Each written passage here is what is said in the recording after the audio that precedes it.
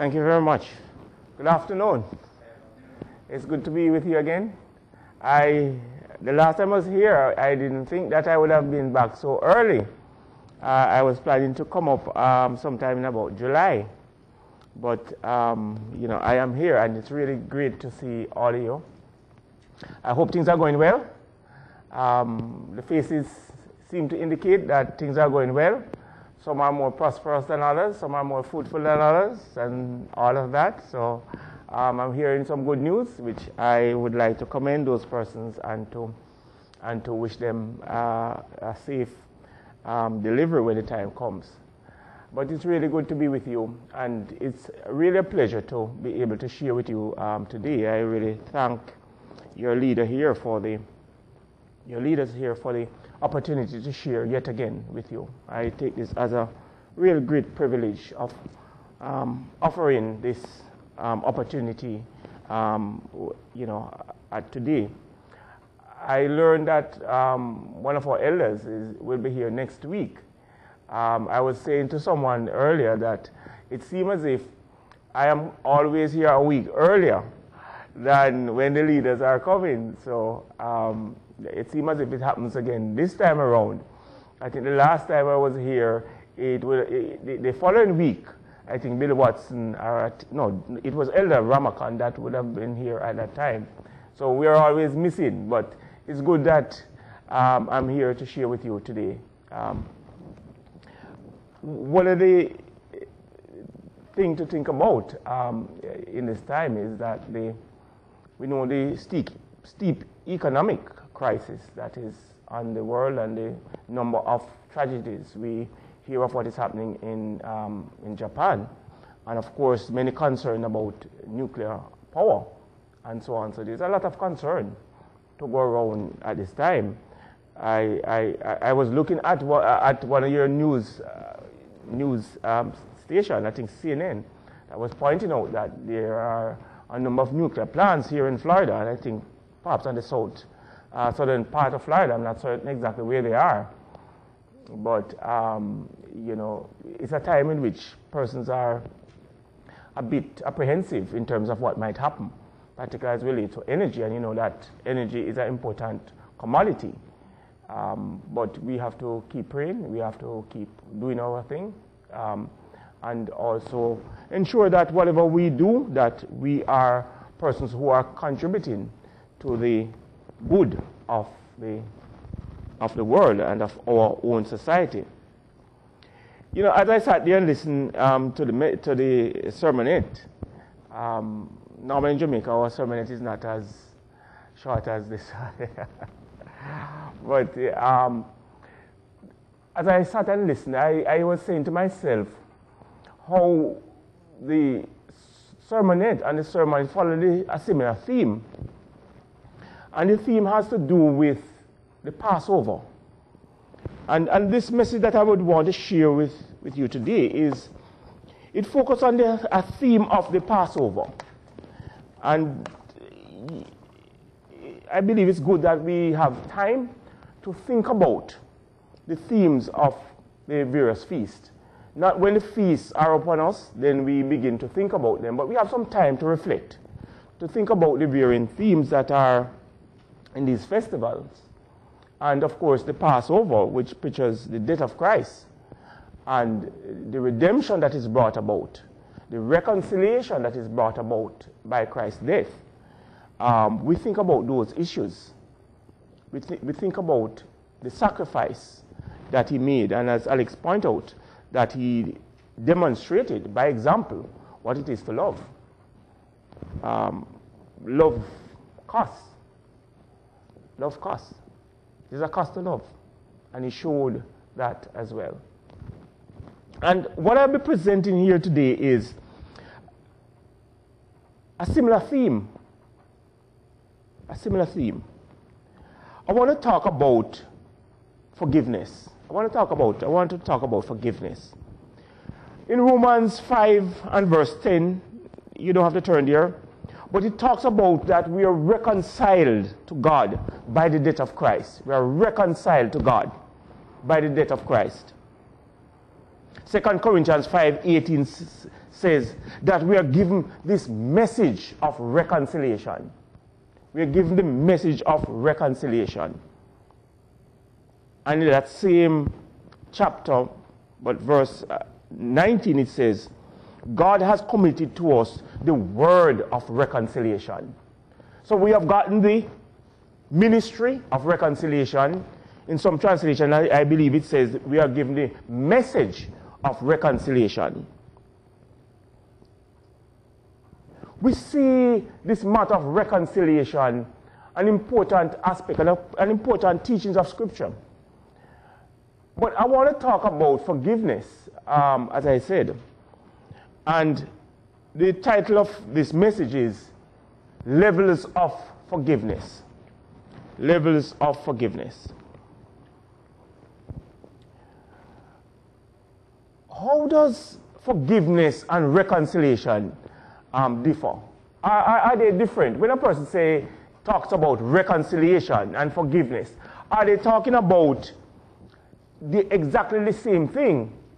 We know that the two words are related, but how are they related? Are they related by virtue of being synonyms, word that means exactly the same thing?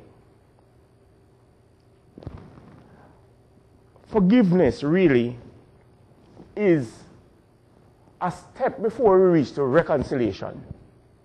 Forgiveness comes before reconciliation. I'm hoping that in this message here today, I would like to touch on some of those points. But the main text that I would want to use as a means of putting together this message is found in Ephesians 4 and verse 31. If you would turn there with me to Ephesians 4 and verse 31. Ephesians 4 and verse 31.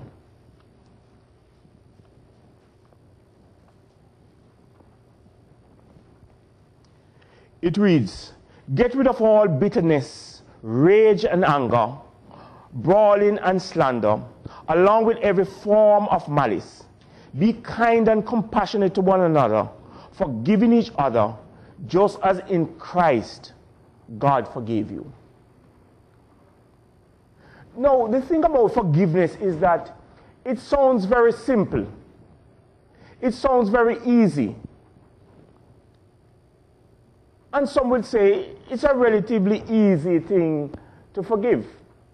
Why preach about forgiveness? Why talk about forgiveness? I don't have a problem with forgiveness.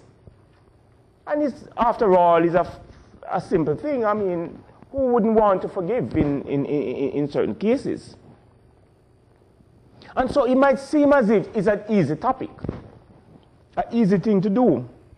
But others find it quite difficult. Quite difficult. You will hear of persons having malice for years, maybe even decades. And you would wonder, why? Why would a person hold malice for such an extended time? And so, when we come to this matter of forgiveness, it depends on where we are. It depends on where we are, actually. Because if we believe it's a simple issue, then it's a simple issue to us. But others find it quite difficult. Now, as I go through this presentation here, and as I prepare for this presentation here, I want to make a number of points at the outset. Is that there are real difficulties that persons have gone through in life. One of the things I was reading about is the case of this family in which the father was very abusive to the family. And indeed to the children as well, not just to the wife, but to the children. And so, growing up, the children were abused, and they really felt they didn't feel love from their father. And they took it for a while when they were smaller, but as they grew up into teenage years, they said, no, this ought not to be. My father is someone who's supposed to show me love. Why is he behaving this way towards me? And so the little girl began to talk back to the father And of course, that angered the father even more. And so he became even more abusive. So the mother decided to leave the house with her children to take them out of that abusive relationship. But then that angered the father even more, because then he threatened to kill the daughter, because the daughter was the one who was always trying to talk back. And so he threatened to kill the daughter. But after a while, the father disappeared. No one knew where he was. I understand that one time he had threatened to kill himself. So they wondered whether or not he had committed suicide, because he didn't get back his family, because he wanted back his family to join the house. But the wife decided, we can't live under those circumstances. So this child grew up with abuse. She knew abuse. She was familiar with abuse. And the difficulties and the trauma that come from abuse. But then the father disappeared. And she now began to feel guilty that somehow her action led to her father's perhaps demise. So she was now feeling guilty over the possible death of her father. She might have contributed to it. All these feelings she had. She had to deal with it. So we are talking about real issues, real concern, real problems. But yet still Scripture tells us to forgive. Forgiving each other just as in Christ God forgave you. I think one text says, while we were yet sinners, Christ died for us. While we were yet enemies of God, Christ died for us. It's not that we were friends and you would want to go the extra mile for your friend, but when we were enemies of God, meaning that we were not living according to God's way, we told God, get out of our business, leave me alone, let me do my thing. While we took our own path, God sent his son to die for us, to reconcile us, to bring us back. So this matter of forgiveness, it touches very deep feelings. And we come to this issue not just mentally, but we come with our emotions when we come to this issue, because some of us might be able to relate to issues and circumstances and things that happened to us earlier. Are we to forgive the person who did us A, B, C?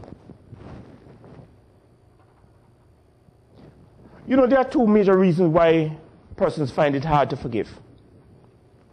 The first one is misconception about forgiveness. The first one is misconception about forgiveness. And the second one is that persons are sometimes just simply unwilling to forgive. Just simply unwilling to forgive. I'm hoping that as we go through this, all of us will reflect on it, because I believe that this matter of forgiveness is something that we all should think about. Because one of the points that I'm hoping to make is that maybe the reason why we're having forgiveness, we're not having a problem with forgiveness, is that something major has not happened to us as yet. Something major has not happened to us as yet. One of the questions I would like us to think about at the outset, and I will deal with it later on, is this such a thing as the unforgivable offense? The unforgivable offense. Is there such a thing in our minds that if someone were to commit an offense against us that we call the unforgivable, that we will not forgive them? We are taking that to our graves. If we have that view, then it is likely that sometime in the future we are going to be faced with perhaps that circumstances, that situation. How are we going to deal with it? If we have the view that there's something called the unforgivable offense, then it might happen to us. And at that time, it is not the best time to be thinking about forgiveness. Just as anything, when a person has done foolishly when it comes on to financial investment, a person invests in certain financial instruments and they took a beating from it. It is not the time to lecture the person in terms of good financial discipline. That's not the time. The person is not in the mood for that. Now, when we are going through difficult times that challenge our own emotions, it is not the best time to be talking about forgiveness, because our emotions begin to cloud out reasoning and scripture even. So it's good at the time we sit and we think about it as we go into the Passover, because the Passover is a time when we think about forgiveness. Forgiving others. Matthew talk about, even the Lord's Prayer talk about forgiving others to the extent that we forgive others is to the extent that we can ask for forgiveness. It's conditional upon our own forgiveness. It's conditional upon us forgiving others. So we think about it when we are at a stage in which we can really think about it with some degree of rationality. But forgiveness is not just forgiving others. Sometimes it is forgiving ourselves. Sometimes some people really blame themselves. Boy, I can't believe I was so stupid, and they can't forgive themselves because of something they have done. They can't forgive themselves. Judas, for example, in this story, he could not forgive himself because he betrayed Christ. He could not forgive himself. Peter was crushed because he rejected Christ. But yet still we saw Peter come back after such a crushing emotional blow. I want to start by looking at what forgiveness is not. I want to look at it in two ways: what forgiveness is not and what forgiveness is. Perhaps when we look at it at two sides, we'll be able to see, because as I said, sometimes it is misconception that lead many not to forgive. No, forgiveness is not denying the offense. Some people believe that if you say you forgive, it is denying that the thing happened, that somebody did wrong. Forgiveness is not denying some painful experience. Yes, there is a truth of that painful experience that we all suffer sometimes. But there are also other truths. Truths like we can forgive. Not that we overlook the offense. I say, oh, it's nothing. We recognize that it's an offense, but at the same time, we are willing to go beyond that offense and forgive.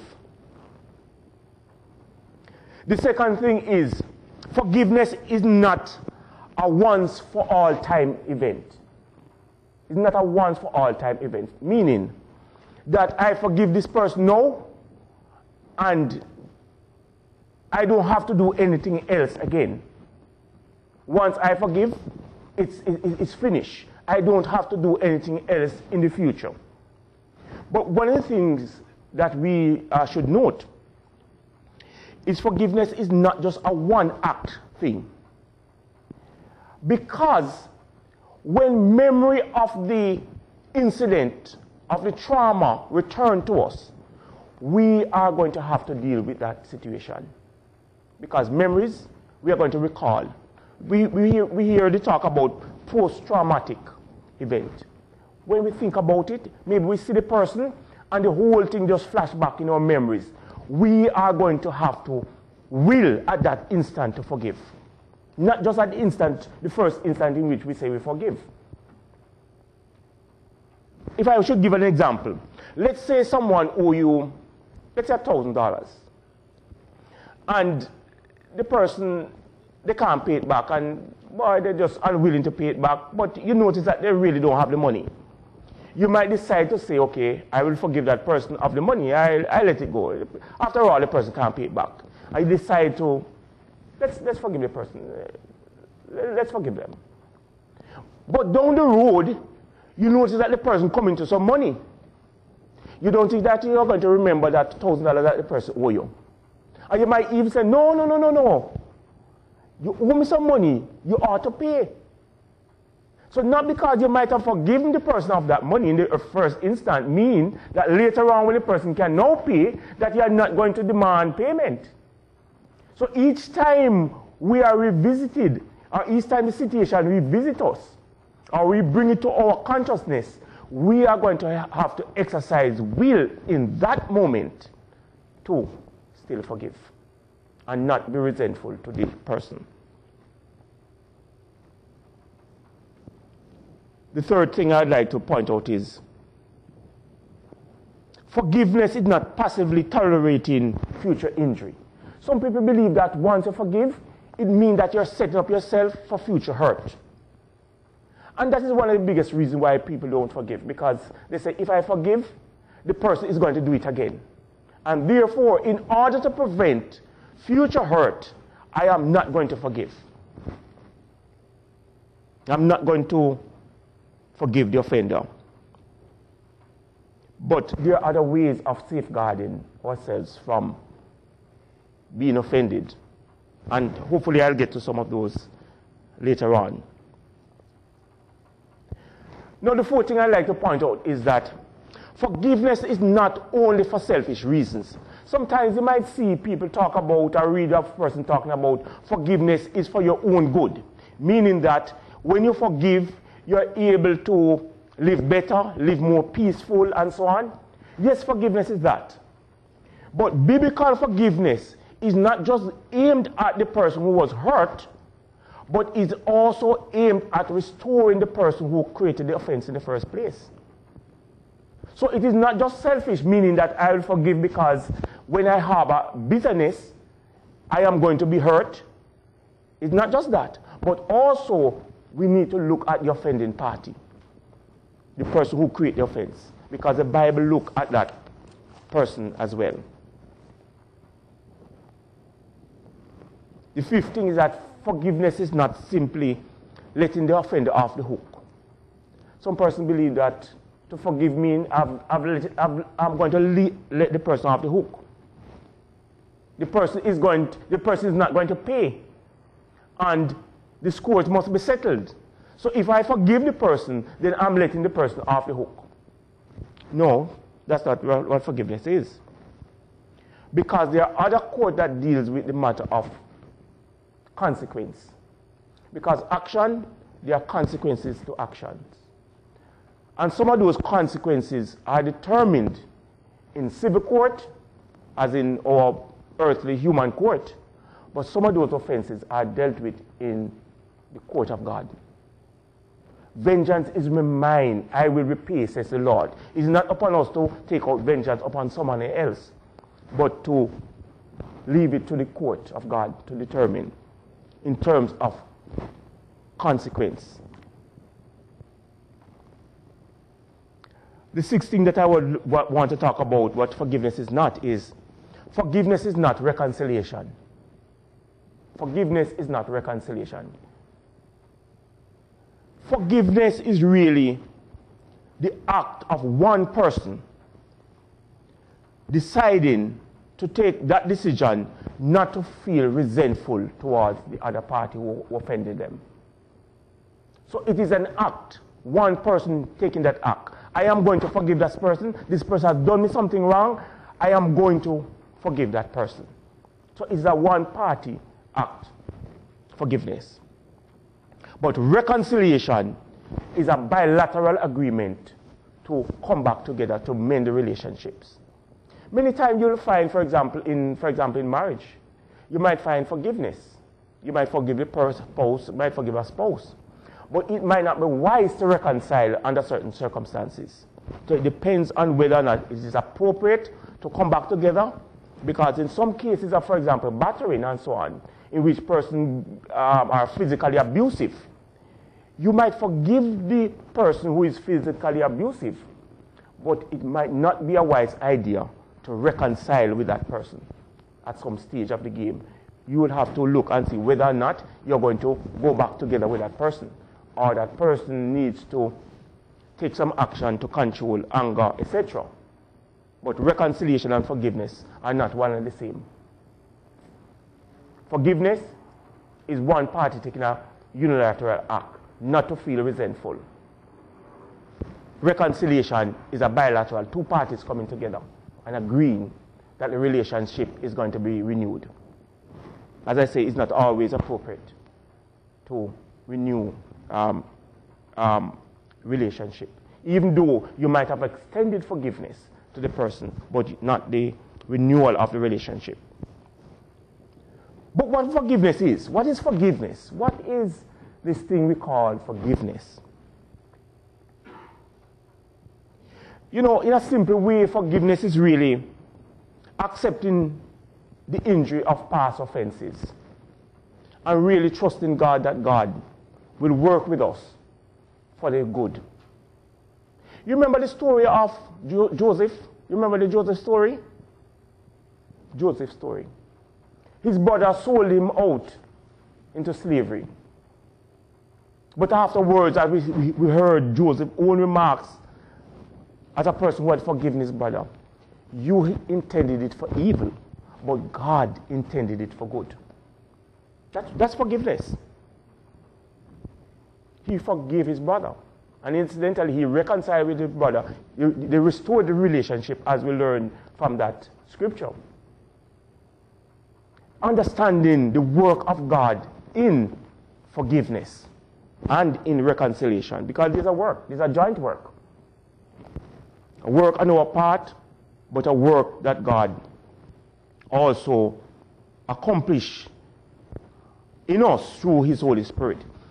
I came across a definition for forgiveness, which I have sort of embraced, because I think it sort of captures a number of the important elements. This can be improved, I am almost sure.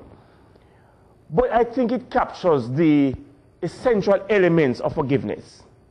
It says, forgiveness is the moment-to-moment experience of peace and understanding that occurs when an injured party's suffering is reduced as they transform their grievance against an offending party. It's a moment-to-moment experience of peace and understanding that occurs when an injured party's suffering is reduced as they transform their grievance against an offending party. Moment-to-moment peace. You remember I said earlier that we always have to will to forgive? No, it might mean, and I gave an example in which the person owed $1,000.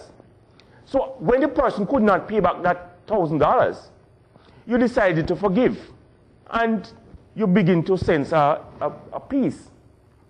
But afterwards, the person is able now to pay back that money. And now the peace is gone from you. Because you are now saying that, yes, the person ought to owe me, ought to pay me back because the person owed me.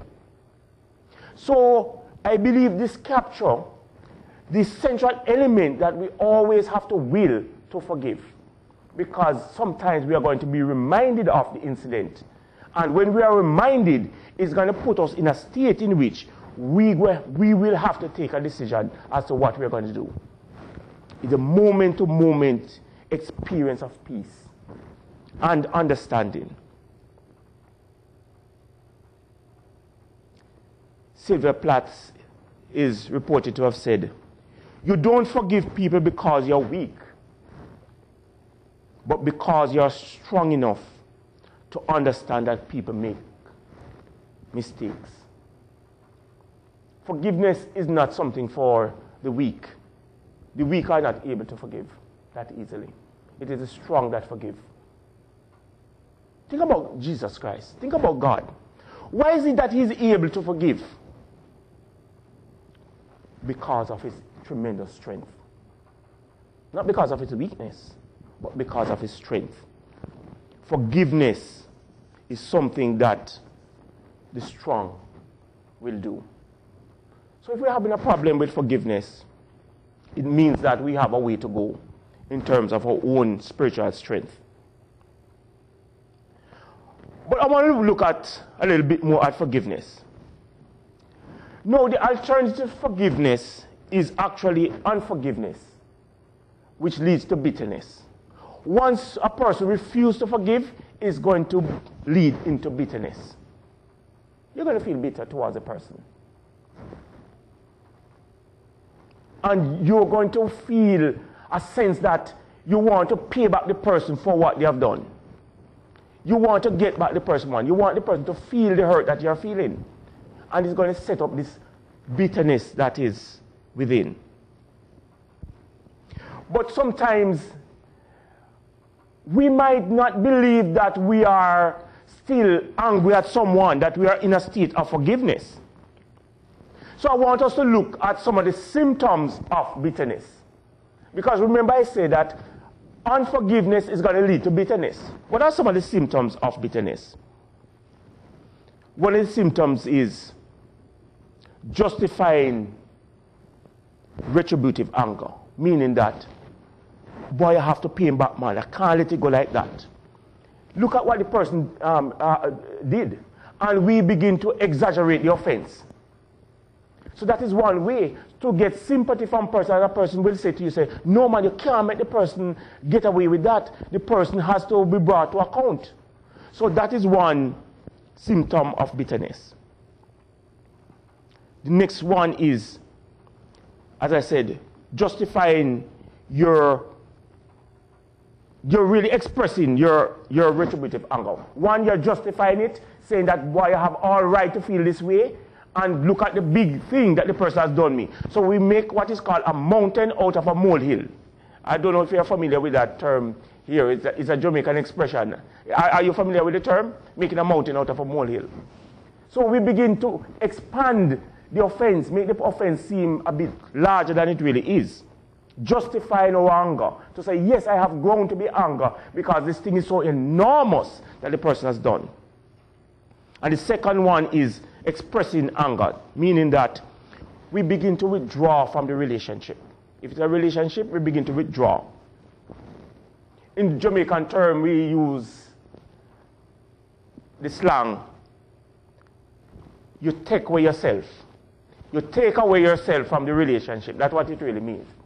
But in Jamaican term we say, you take away yourself. So you can remove yourself from the congregation.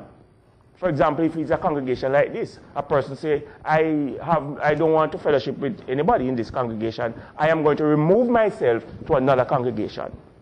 I'm going to take myself away from this relationship and I'm going to pursue other relationship. Silent treatment. These are some of the things that you'll find as an expression of bitterness. Maybe you're walking down the street and you see the person, you go on the other side so as not to say good morning to the person or even come close to the person. So you walk on the other side of the road rather than continuing down that road. And it's not that you have something to do on the other side of the road, but you are deliberately trying to avoid the person. And any such thing in which you would have done something, but for the person you divert, it means that you have been conquered by bitterness. Bitterness is still an issue. So this matter of bitterness, it really can, and you see, because it's an emotional reality, it's difficult because we're talking about emotions. And we know that emotions is one of the last hurdles to conquer. Emotional development is one of the last hurdles that man master. You find a person who has done tremendously well intellectually, several PhD perhaps, but just can't deal with relationships, can't deal with anger. They get angry for the slightest thing, but they have several PhDs. They can rocket scientists. For want of a better term. But at the same time, they are novices when it comes on to anger management. Now, there are two types of bitterness. One is direct bitterness, in which you feel bitter, you feel angry at someone. But there's another bitterness, and that is called floating bitterness, in which anybody that resembles the person that you are bitter towards, you are going to feel bitter towards them.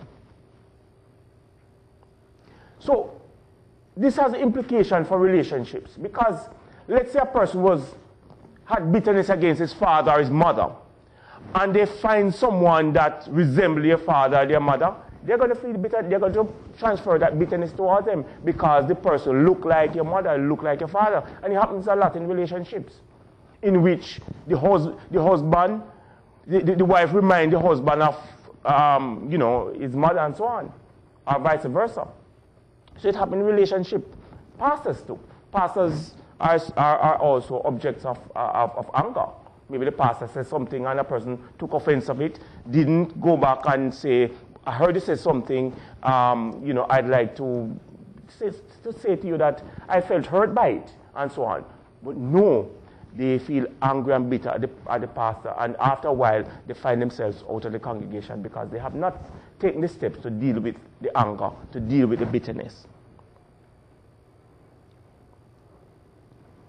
So we find this situation here of bitterness and anger, which the Bible really warns us against. Because the Bible upholds us to be forgiving. Forgiving. You know, as I said, there are several reasons why persons don't forgive. And some persons don't forgive simply because they don't value the relationship. If a person says, the relationship is nothing, I am not going to be even bothered to forgive because the relationship means nothing to me. So some persons reach a stage in which they don't value relationships. It means that they don't value persons. The image of God that is in each person is not valued. The person is nobody. I don't forgive a person because he's nobody. So you don't value the person. You don't value the relationship. As I say, fear of being put in the vulnerable position again. That is one of the greatest fear. I won't let this thing happen to me again, so therefore I find myself better behind unforgiveness. But you know another reason why some persons don't forgive so easily? Pride. Pride or ego. We want to feel in control and supreme, and the others are attacking our image of selves as being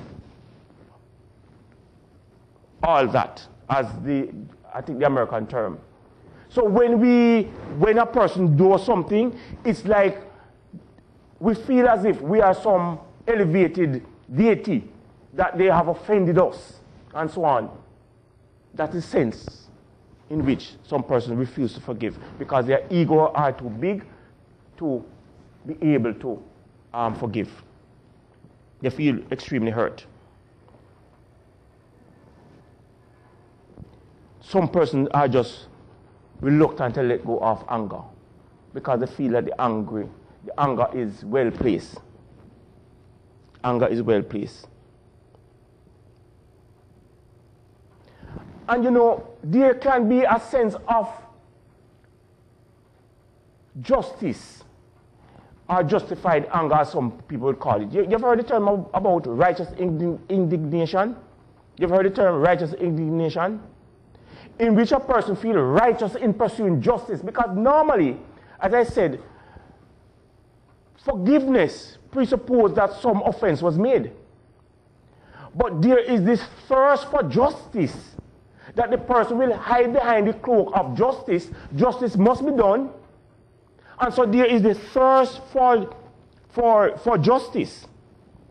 This thirst that the person must pay back. And is often in conflict with any desire to forgive. So we have two conflicting values. One value is justice must be done. The other value is it is good to forgive. And we have these two in conflict. And some persons are going to elevate justice. Justice must be done. Justice means that this person must pay for it. I believe in the words of one of your president, Theodore Roosevelt. He says, if I must choose between righteousness and peace, I choose righteousness. You sense that you're right and that you have God on your side in executing justice. That's one of the reasons why persons sometimes don't think about forgiveness.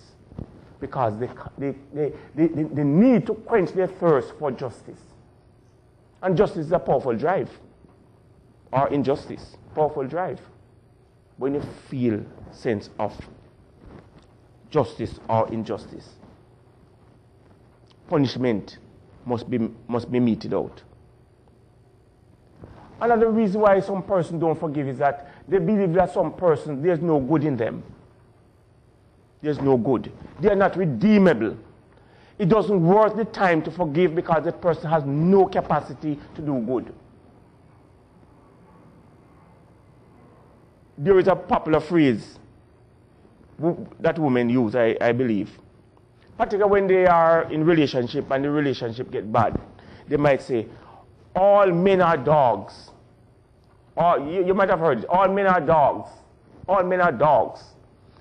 So the one offense that this person has done, he is going to pay for the offense of all men all over the world. Because all men are dogs. And this particular one is going to pay for all the offense. So women say that. And men will say, all women are Delilahs.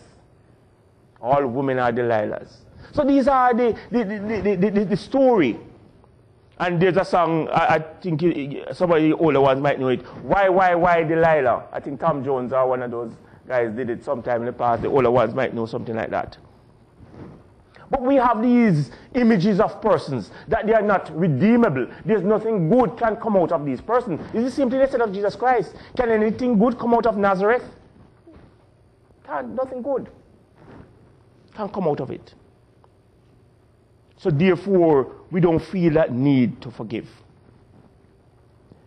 But you know, brethren, where we stand on this issue of forgiveness is dependent on the stage that we're at. I want to suggest that forgiveness can be looked at in terms of 4 stages. And these stages can be looked at as stages of maturity. Stages of maturity. So there are 4 stages. We might even use certain imagery to characterize this stage. There's the infant stage, the infant or baby stage. You remember, I think, in Corinthians where Paul says, I would want to write to you, but you are still babes in Christ, because know that there's strife and envy and so on between you. You are still babes. So that's the baby stage. Then the second stage, if you want to use another metaphor, is the adolescent stage, in which you're growing up, but you're not quite there as yet. And then the third stage is the more mature / maturing stage. You're mature, but at the same time you're still maturing. That's the third stage. And the fourth stage is the mature / perfect stage. I want to suggest that Christ is at level 4. You know, some time ago, I remember this person had a tremendous problem with forgiveness. And, you know, a person would go and talk to them and say, you know, you really need to let go of this bitterness. It's really hurting you. It don't argue well for a person who calls himself a child of God. And she said, I am not Jesus. So I can have this fault of unforgiveness. I am not Jesus. Jesus forgave. But she's right, she's not Jesus. Neither is any one of us. But Jesus is at stage 4. I want to suggest that in this particular instance, she's at stage 1. And I'll explain stage 1 in a little while. She's at stage 1. But there is no desire to move from stage 1 to stage 4. It's embracing bitterness. Holding on to bitterness, because all she can see is the hurt that the person has done. And no, I can't let it go.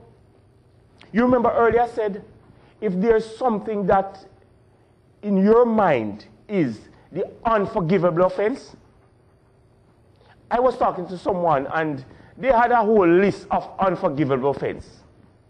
And I think some of us, we might have that. We might not have thought about it in that way, but it's something for us to think about.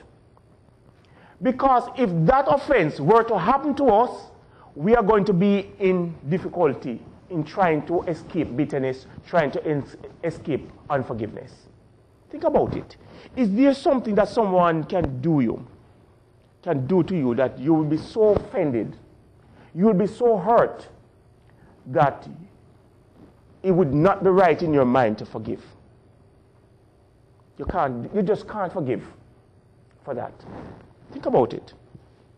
I think about this. Because as I am saying that the reason why we might be comfortable now is because we have not reached our Waterloo yet. That's why we can think that we have arrived in terms of forgiveness. I am a forgiving person. I am a forgiving person. I don't have a problem with forgiveness. But maybe the offense has not come yet that we call the unforgivable offense. So this message is to prepare all of us. If or when that time should come, how will we deal with it? Because to pre-warn is to pre-arm. We have to arm ourselves for that eventuality later on. We have to prepare ourselves for that. Because chances are it might come. If we have this view that there are some things that are unforgivable. You know, the Bible talks a lot about forgiveness, and I think we know the text. There are several texts. I read one in Ephesians 4:31. It says, "Get rid of all bitterness," and so on. Hebrews talk about, "See that no one misses the grace of God, and that no root of bitterness cause us trouble and defile us," because bitterness really defiles. It defiles us physically, it defiles us spiritually. This is something that affects both the physical, the biological, the mental, the psychological, and the spiritual. This one incident, this thing that we're talking about here, is not just in terms of the physical and so on. It also impacts the spiritual. We know that in Matthew 6, as I mentioned earlier, forgiveness, or forgiving others, is tied to God forgiving us. Forgive us of our sins as we have forgiven others. To the extent that we have forgiven others is to the extent that we are asking for forgiveness. To that extent. I want to look at the levels of forgiveness. But before I do that, I want us to think about something. You remember the disciples came to Jesus and say, how many times should I forgive in one day? A person sinned 7 times 7, Master. And they think that they were doing great. They say 7 times, for a person to offend you 7 times in one day and you forgive. It's really a lot, It's really a lot. But Jesus said, no, 70 times 7.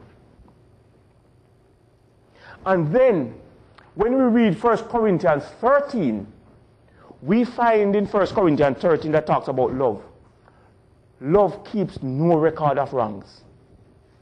No, that's that all one. Because it seemed to me now that the number of times we should forgive is limitless. Because you shouldn't be counting to 70 times 7. That's how much? 70 times 7 is what? 490? So we shouldn't be counting up to 490 and say, oh yes, the person is at 490, 489 now. So therefore they just have 1 to go. 1 Corinthians 13, it says, you shouldn't be keeping a record in the first place because love keeps no record of wrongs. So we begin to see the limit. We should be prepared to give forgiveness. What about, I've heard somebody say that in order for me to forgive, the person would have to come and ask for forgiveness. Sometimes you might do somebody something and the person just stand there. It's like they're saying to me, you're not going to say sorry. You're not going to say sorry. They're standing there demanding that you say I'm sorry or something. From the look in their face and how they posture themselves, you can see that they are demanding some apology. Does a person have to ask for forgiveness for you to forgive? No. The person doesn't have to ask. Remember I said, it's a unilateral decision. Jesus said, if you're at the come to offer your gift, and you remember that somebody has something against you, don't even bother offer your gift. Let that stay. As much as it's important to offer gifts to God, let that stay. You go and deal with the offense with your brother. And when you have done that, you come and you offer your gift. That's how important it is. Jesus, when he was being crucified, those who crucified him, did they ask for forgiveness? Anyone in them ask for forgiveness? They say, let his blood fall on our shoulder and our children's shoulder. Let us pay for it. We are willing to pay for it. Jesus said, forgive them, Lord. Forgive them, Father, for they don't know what they have done. Sometimes persons act really out of ignorance. They don't know any better. The story I relate to you about this father who acted in a bad way towards his family. He came from a broken family, and that was his experience. He came from a family that didn't show him love. His father didn't show him any love. And so he was acting on what he learned. Some persons just don't know better. They're conditioned in that sort of way. And until they can get some teaching or they can come to some understanding, some persons just don't know better. And you might think that they know better, but they just don't know better. They just don't know better. But there are 4 stages of forgiveness. 4 stages. But you know, brethren, this whole matter of forgiveness, I want to say something to us about forgiveness. Forgiveness stems from the fact that we have a choice. It's always a choice. We have the choice. We can make that decision to forgive, and we can make that decision not to forgive. So it boils down to a choice. Our unwillingness or our willingness to forgive is always an indication of the level of control we have over ourselves, over our emotions, over our will. Because if we're saying that we are not going to forgive, it means that perhaps we don't have any much control over our emotions or our will. I want us to look at stage 1. Stage 1. Remember, we're saying that there are levels of forgiveness or stages of forgiveness. Stage 1. Stage 1 is when you're filled with anger that you feel is justified. Self-justified anger. You feel angry over something and you believe that you're right to feel angry about it.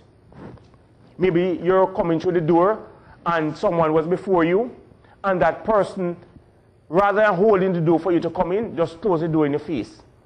And you feel as if the person slighted you. So you feel angry at the person. You have a right to be angry at the person because the person insulted your person. The person didn't recognize you, and so on. So you feel angry. You feel wounded, and you are even mad or hurt by somebody who you feel has wronged you. So somebody has wronged you, and you are feeling hurt. So somebody wronged you, and you're feeling hurt. That's stage 1. But also, you believe that the person's action rather, and not your choice, is the reason why you are feeling distress. So in other words, when you feel angry because the person closed the door in your face, you are saying to yourself that it is not my choice in terms of how I look at that situation that determine my distress, but it is a person's action. It's more or less something like, the devil make me do it. Or look at what you make me do. I am feeling angry, and it is because of you that I am angry. I didn't have a control, I didn't have a choice whether or not I will be angry in the first place. You caused me to be angry. I didn't have a choice, it's automatic. That is stage one. And another aspect of the stage one is that you feel convinced that you have the right to withhold forgiveness from the person. You have the right because the person has really offended you. So I have a right to my anger. Let me hold on to my anger, as the person would have said in that when you're trying to ask them not to feel so bitter. They want to hold on to bitterness. So that is stage one. Stage one really is the stage of unforgiveness, in which you can't forgive. Because the distress that you are feeling is the distress not caused by your choice to be angry in the first place, but by the person's action. So you are blaming others for your hurt. That's stage one. But let's look at stage two. Stage two. Stage two now is when you come to the realization that feeling angry and bitter really hurt.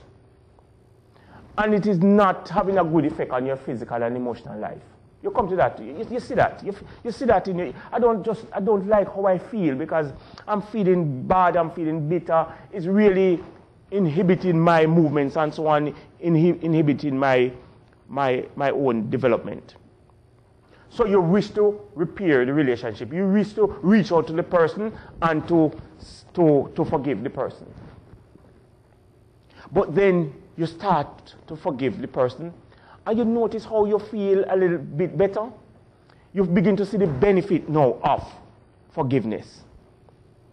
You begin now to put yourselves in the person's shoes and say, boy, sometimes I do some wrong things sometimes. So the person did something wrong, and I can understand. It's not that I excuse it, but I can understand. We make mistakes. So at that time now, you begin to feel less angry at the person. That's stage two. Stage three now is that you begin to see the effects of forgiveness more and more. And you choose to let go of the hurt and the anger much easier. So it takes a shorter time now for you to forgive. Let's say at stage two, stage one is never forgiving. Stage two is, let's say it takes you a week to forgive. Stage three now is when you take, let's say, a day. So that is basically stage three. You're maturing in terms of the time you're taking to forgive. Because you're seeing the benefit of it. And you're deciding for yourself that it's not good at all for you to be in this stage. So forgiveness now becomes easier. You begin to develop this practice of forgiveness. Stage 4 is the proactive stage. Stage 4 is a practice stage now where you really take offense in the first place. You really, if ever, take offense. And if you are offended, you would move quickly to forgive. You perhaps even forgive the person before they even ask. You remember Jesus? That's a proactive stage. The person didn't ask. He just said, I forgive. Father, forgive them. But, I want to make the point that while we're talking about these stages, I want us to see these stages as, for each incident, for each offense, we are presented with these stages. So each offense, it's not that we are at stage 3 or stage 4 for all offense. At times, we might be at stage 1, at times we might be at stage 2, stage 3, and even stage 4.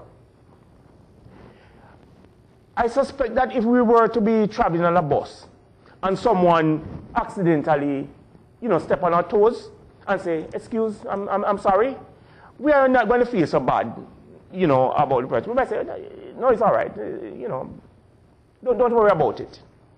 We are not going to be so angry. So we readily forgive the person.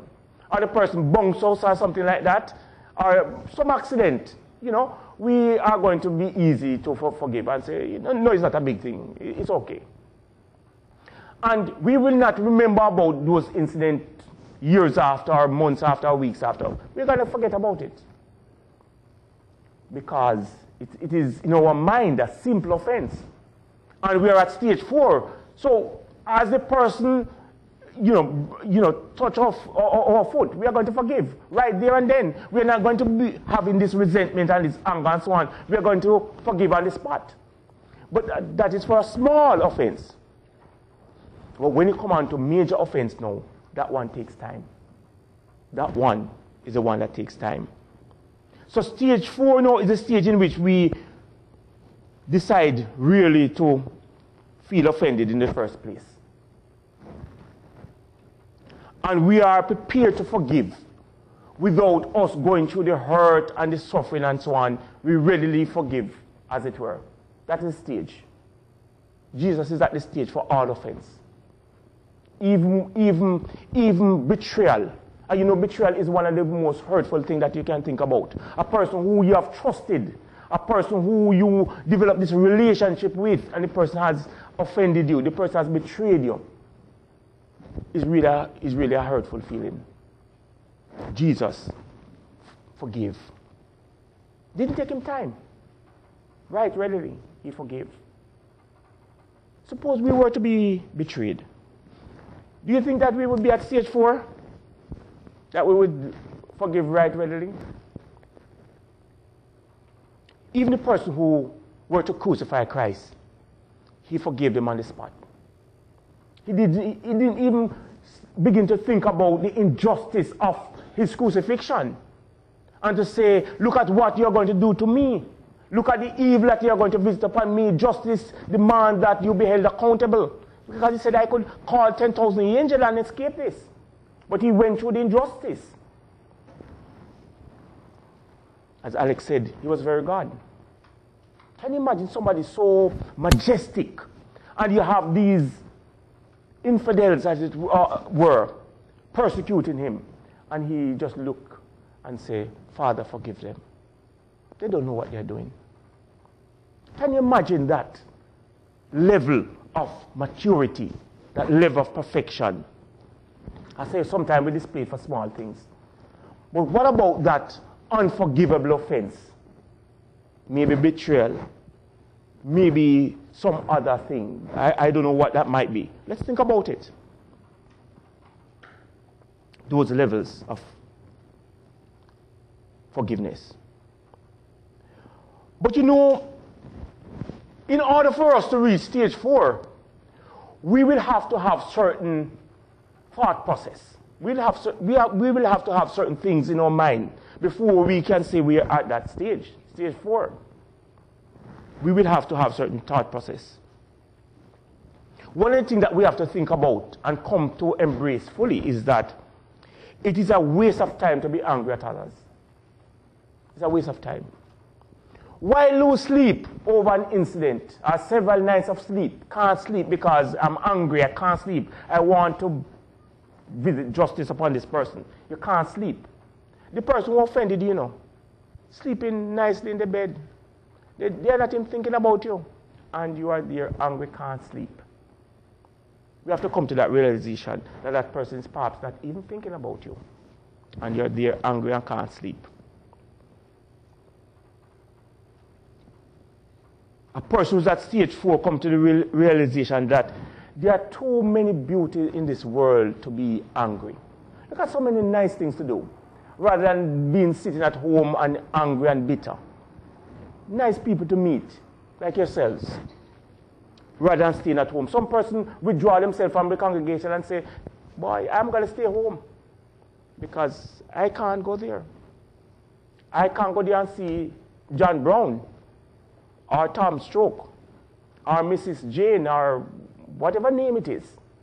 So they withdraw themselves. And what about some of your beautiful people that I come here and meet when I visit? And those smiling faces, and those faces of cheers and so on. They withdraw themselves from the congregation, withdraw themselves from fellowship. When there's so many beautiful people that they could have met, that they could have fellowship with or continue the fellowship with.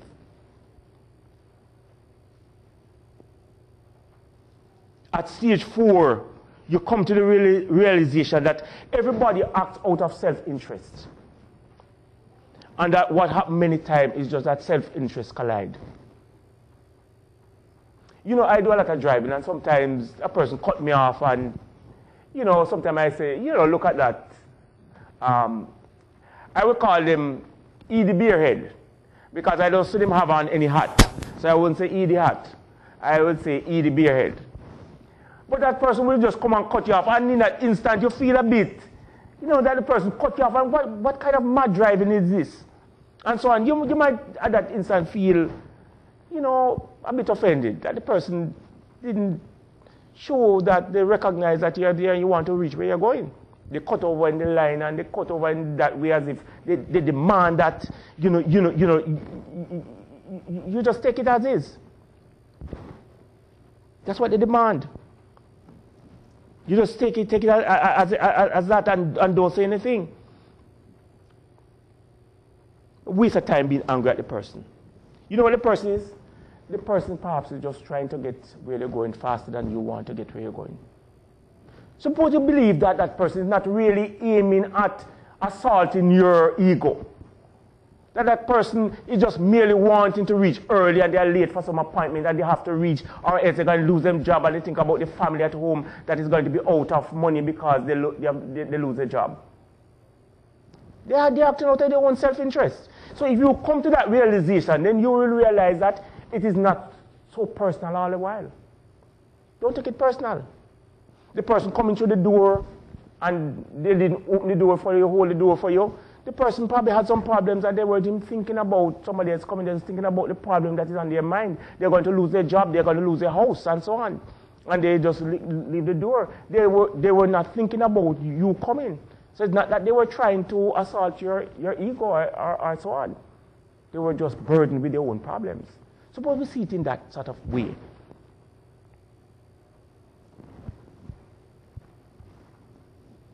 No, by holding on to grievance, we are actually letting the person have control over our lives. If a person can get you angry, it's like a puppet on a string, and a person can say, look how I'm going to get him, do this now. And the person just do something for you to get angry, and you just kick down the door and kick down the cat and all of these things. The person just pull your string, as we call it. I think you've heard the term. A person pull your string, and you're like a puppet and you just react. Because your action is predictable. A person come home and the boss said a bad thing, and they come home and the cat come out and the dog come out and just kick the dog and something like that. You know, control the string. Persons have control over you. Many times, persons will do things because they want to exercise control. They just like to feel in control, so they will do a number of things, and it's to your hurt, maybe. But it's just because of their interest in maintaining control. You have to understand that that's what they want. It's not so much about you, but it's just that they want to feel in a sense of control. You come to the realization at this stage that making peace with the past can really free you up in the present. You're really free. Because to the extent that you have left those things and you're not burdened by anger and guilt and all of these things, it's to that extent that you can be free in the present. That is the thinking that underlines stage 4.